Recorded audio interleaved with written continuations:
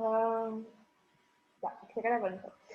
Boa noite, meninas. Hoje eu vou apresentar um trabalho sobre aspectos ecológicos de potenciais vetores de arbovírus, culicide, em uma paisagem urbana do sudeste da Amazônia, no Brasil. Trabalho realizado pela professora Roberta, disciplina de zoonoses, e vou apresentar para a Kátia e para a Isabela também, são mesma disciplina. Para começar a falar desse tema, eu achei relevante explicar sobre o arco do desmatamento. Essa região, né, ela é popularmente, teoricamente, chamada de arco de desmatamento. É uma região que abrange os estados do Acre. Essa região aqui no mapa que está em vermelho, então tem o Acre, a Rondônia, Pará, Mato Grosso, um pouco de Roraima, um pouco do Tocantins, né? E umas regiões aqui no Nordeste. Essa região está em expansão. Esse arco do desmatamento ele basicamente se resume em região de expansão de atividades de degeneração ambiental, né, no caso do desmatamento, por diversos fatores, principalmente pela expansão da fronteira agrícola, né? Então, a gente chama de arco porque ele faz um formato de arco aqui, né? E é uma região que diversos estudos apontam problemas que estão relacionados com o desmatamento e com o bioma dessas regiões em si, né? No caso, aqui no Mato Grosso, aqui na região de Sinop, né? Que é a região do estudo realizado, a gente está tratando de um ecótono florestal. Quando a gente fala de ecótono, a gente está falando de uma região que é um bioma que é transição, no caso, entre o Cerrado e a floresta amazônica. Então, a gente vê aqui em Sinop os limites, né, da Amazônia Legal e do Cerrado. Aí a gente vê que Sinop está realmente bem nessa região de transição, né? Então, ele tem aspectos vegetais, climáticos, tanto do bioma do Cerrado quanto do bioma da Amazônia. E o problema disso, então, junto com a região do arco do desmatamento, é que essas características, né, do bioma, tanto como, principalmente nesse estudo, falando de vetores de doenças que podem, de vetores que podem transmitir arboviroses, temperatura, umidade e taxa de precipitação. Então, são temperaturas altas, temperaturas estáveis. Então, a gente tem a época de seca e a época de chuva, em que essas temperaturas se mantêm, em geral, de 28 graus, essa média. Uma umidade que vai oscilar de acordo com essa sazonalidade de chuva e de seca. Então, há períodos em que a umidade e a taxa de precipitação são extremamente altas e períodos que elas são extremamente baixas, né? É um bioma em relação se tratando de clima, é extremamente drástico, né? E que essa situação toda, então, juntando tanto as características do bioma, né? Juntando bioma cerrado, bioma amazônico e aspectos climatológicos, junto com o arco do desmatamento, vão trazer essa situação para o município de Sinop. Então, a gente vê aqui, esse mapa eu deitei ele, coloquei ele de lado para poder aumentar. A gente vê alguns pontos, né? No caso, o verde representa todo a estrutura florestal e em cinza a gente tem a estrutura urbanizada, né? Em amarelo, a área agrícola. A gente vê uma mistura muito intensa entre a parte vegetal, a parte urbanizada e a área agrícola. Ou seja, a gente vai ter a união dessas classificações que eu coloquei aqui e que foram tratadas no trabalho. Deixa eu só colocar aqui. Então, a gente tem as áreas de preservação permanente. Peraí, deixa eu ver aqui. Áreas de preservação permanente, que são essas áreas mais antigas, né? Essas áreas de preservação ambiental mesmo, áreas que são instituídas pelo governo, política pública de preservação delas, que estão aqui no caso em amarelo, né? Esse triângulo amarelo, então essa aqui 24, 23, 22. Os bairros próximos de áreas de preservação permanente, então a gente tem as áreas de preservação permanente, os bairros que se desenvolveram, na verdade o contrário, né? A área de preservação que ocorreu próximo aos bairros que já estavam estabelecidos. A gente tem os bairros com fragmentos florestais, que são esses em laranja, né, vermelho aqui, esses triangulinhos aqui, que são os bairros que contêm fragmentos O fragmento é quando ocorre o processo de urbanização, né, em volta de uma área vegetal, em volta de um ambiente que não era degradado, e aí formam esses fragmentos, né? Ficam partes, assim, como o Parque Florestal de Sinop. Então a gente tem os bairros florestais, bairros com fragmentos florestais e os bairros altamente urbanizados, que é esses em roxos aqui, que são aqueles bairros mais antigos, mais antigos mesmo de Sinop, que conseguiram se desenvolver e que, enfim, não estão tão relacionados aqui, eles estão bem inseridos na parte urbana, que são esses aqui em roxo.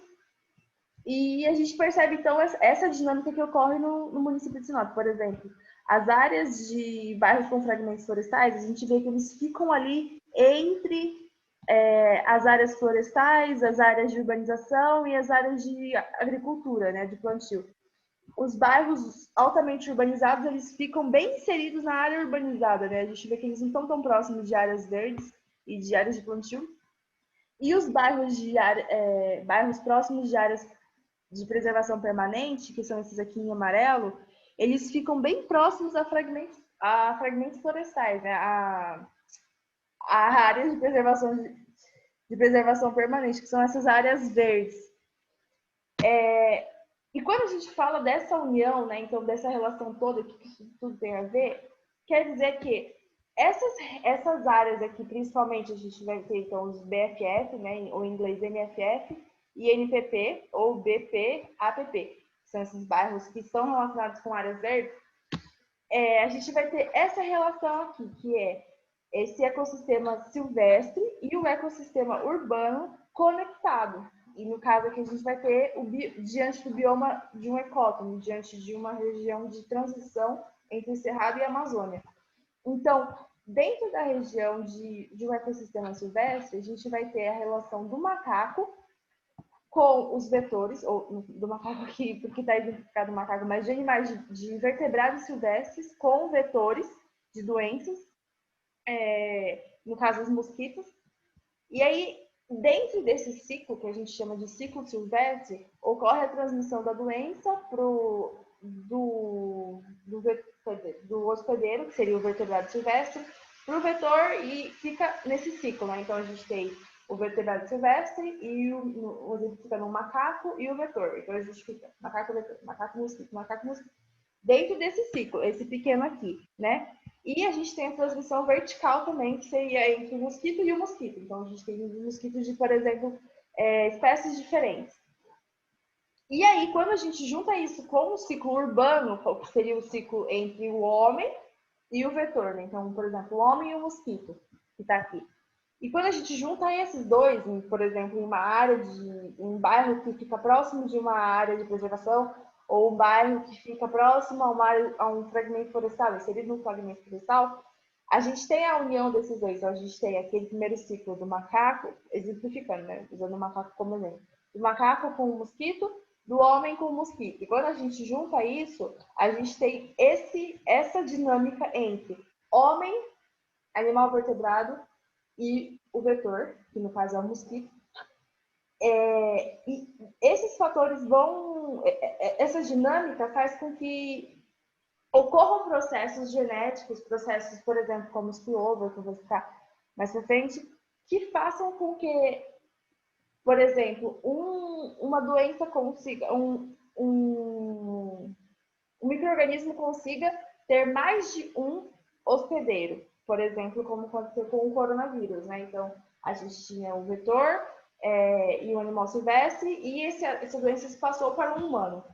Então, o que faz esse, né? O que acontece diante desse ciclo? A gente tem, por exemplo, os processos de spillover e de mutação, que é quando o animal quando o micro-organismo consegue se adaptar e se hospedar em hospedeiros de diversas espécies, por exemplo, ele se hospeda em um macaco, ele se hospeda em um rato, ele se hospeda em um humano, são diversas espécies em um mesmo micro-organismo, e processos de mutações e plasticidade genética, né, que no caso em relação ao micro-organismo vírus, que vão fazer com que essa dinâmica entre vírus e hospedeiro se modifique, se altere conforme o tempo passe, né?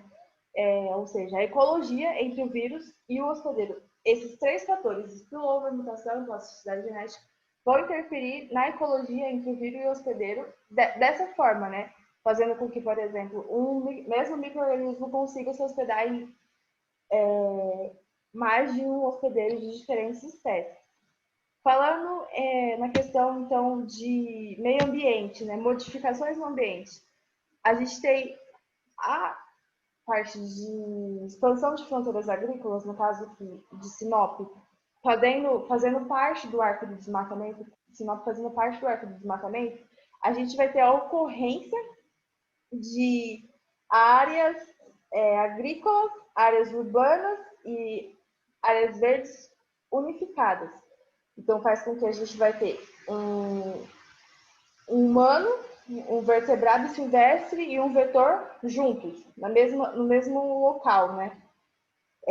Além disso, chuvas. Então, a chuva ela causa uma mudança físico-química, né, em criadores de vetores, por exemplo, temperatura, umidade, que vão favorecer a ocorrência desses vetores nesses locais e também no transporte de pupas, larvas e ovos. Então, ela vai toda essa dinâmica ela favorece a ocorrência do vetor num local, por exemplo, um bairro que é próximo de um fragmento florestal.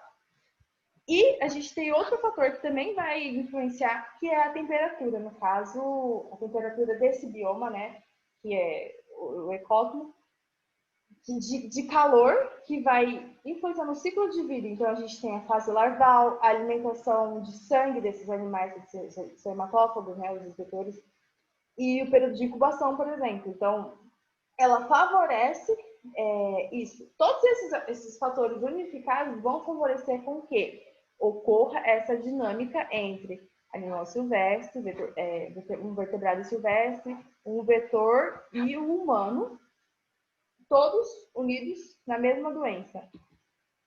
E que doença pode ser essa? No caso, a gente está falando de arbovirose, né? E da família. Talvez eu erro. Fulicídeos. A gente tem, por exemplo, o vírus da encefalite de São Luís. Esse daqui, no caso, fazendo parte do ciclo silvestre. O vírus do Nilo Ocidental, o vírus Ross, o vírus da encefalite equina do leste e o vírus da encefalite equina do oeste.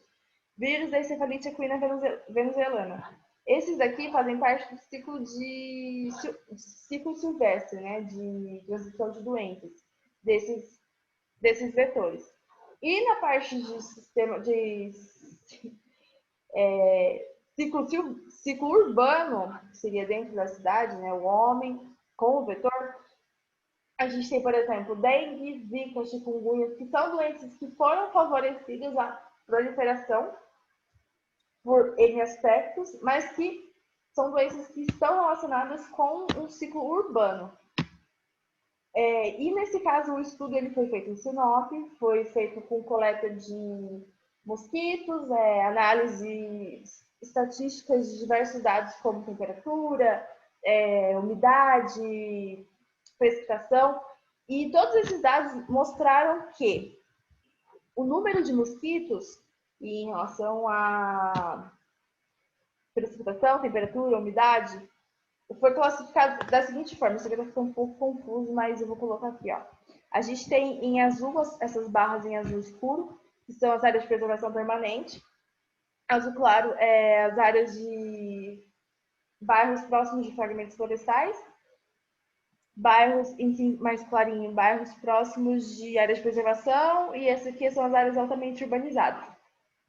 A gente analisando essa barra aqui, a gente consegue ver o número de mosquitos em cada uma dessas áreas e analisando aqui a taxa de umidade, a temperatura e a taxa de precipitação.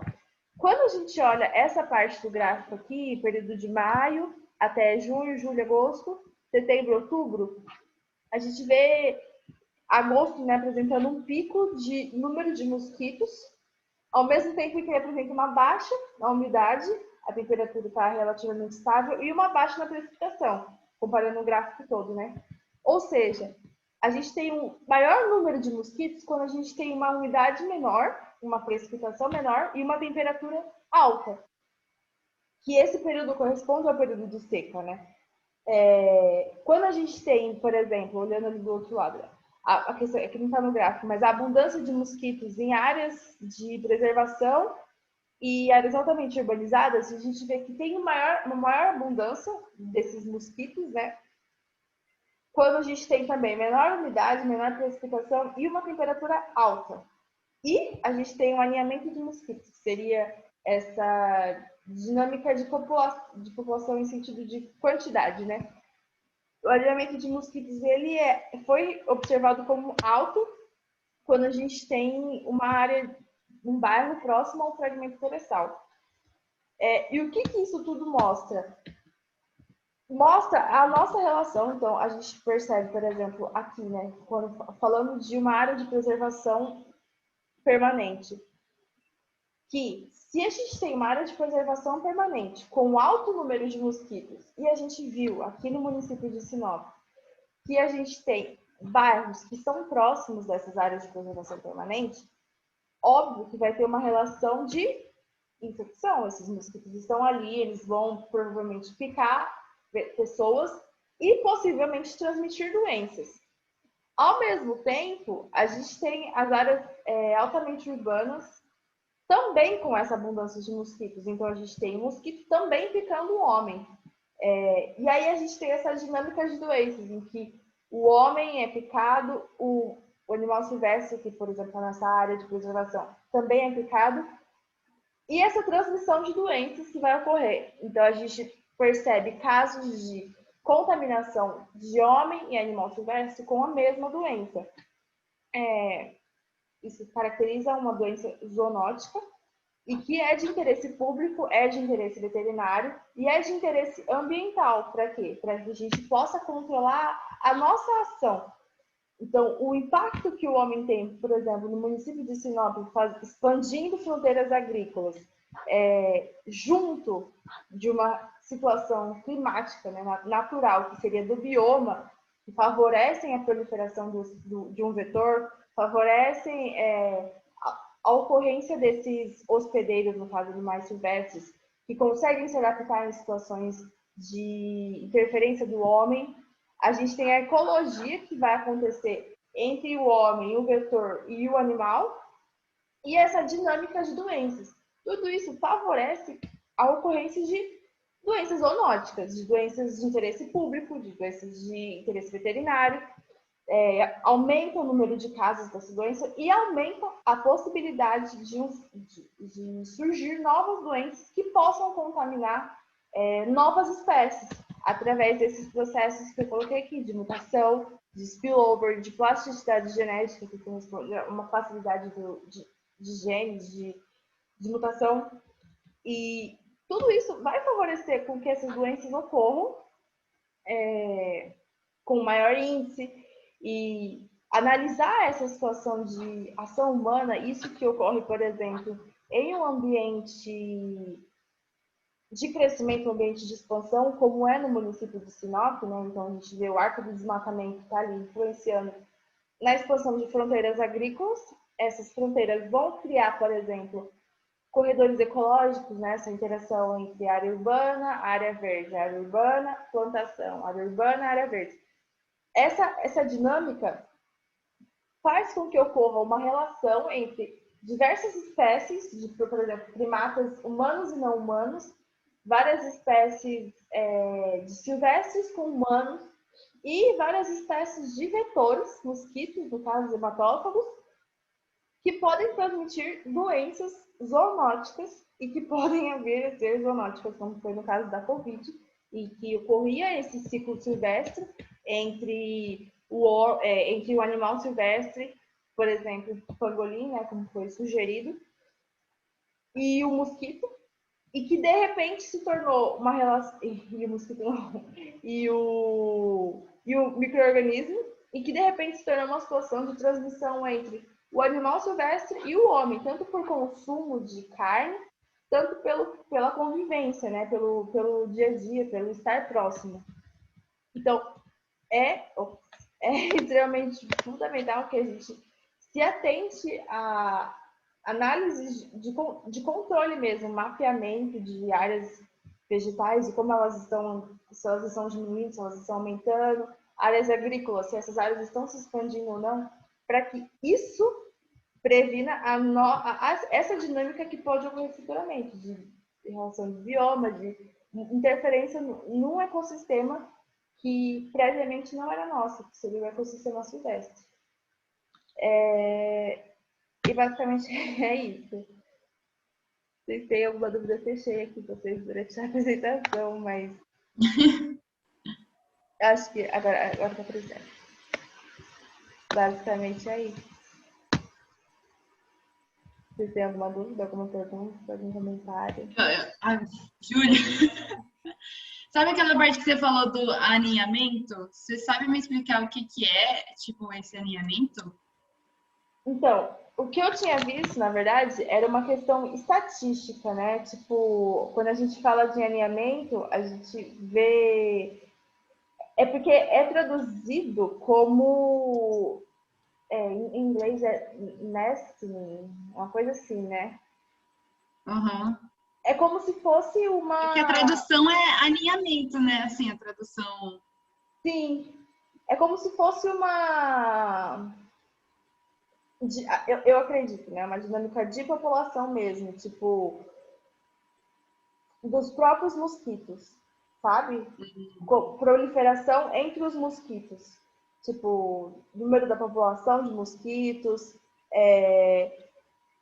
reprodução, estágio larval, sabe? É o que eu Sim. imagino que seja tipo um padrão ecológico, vai, como se os mosquitos estão se em relação à comunidade, entendeu? Eu acho que é Uhum. isso. Foi o que eu entendi do que Sim. eu li, né? Uhum. Entendi. Eu achei bem bom a apresentação, os slides bem montado, bem bonito. Você falou bem nessa parte de Sinop, né? Que é o foco do artigo. Gostei. Não tem nada para reclamar. É uma situação que a gente vê, né, fazendo faculdade e tal, a gente vê a questão do parque florestal, como que a gente mesmo, como aluno, morando ali próximo, né, até, por exemplo, a Kátia, que mora mais próximo do parque florestal, como que isso afeta, né, a nossa vida. Então, por exemplo, a Kátia morando perto do parque, ela está ali mais propensa a estar em contato com um mosquito que esteve dentro do parque florestal e, por exemplo, picou um macaco, picou uma ave, picou, enfim, algum mamífero que possa vir a estar contaminado e contaminar, e aí esse processo se repete em toda a população que mora ao redor do parque, né? O parque, no caso, Sim. uma área de... Até você, né, tipo, que faz pesquisa, você deve ficar lá indo no parque, depois Sim. saindo, voltando.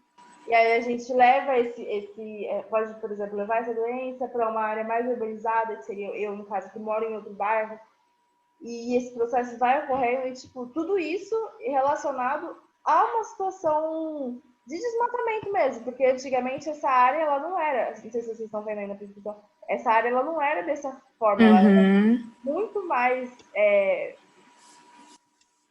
uma quantidade de vegetação muito maior, né? Então, não tinha tanto contato, não tinha tanto essa... Não era para ter esse contato tão próximo, né? Essa transição de habitats, né? Então, a gente tem um habitat urbano, a gente tem um habitat rural e a gente tem um habitat bem vegetal, bem florestal, né? Enfim, sim. é isso. Muito bom. Tem alguma Ótimo. pergunta, dúvida, crítica? Não. Bom, então é isso. Eu vou encerrar a apresentação. Não sei se eu tenho muito tempo. Mas muito obrigada, meninas. Obrigada a você. Nada.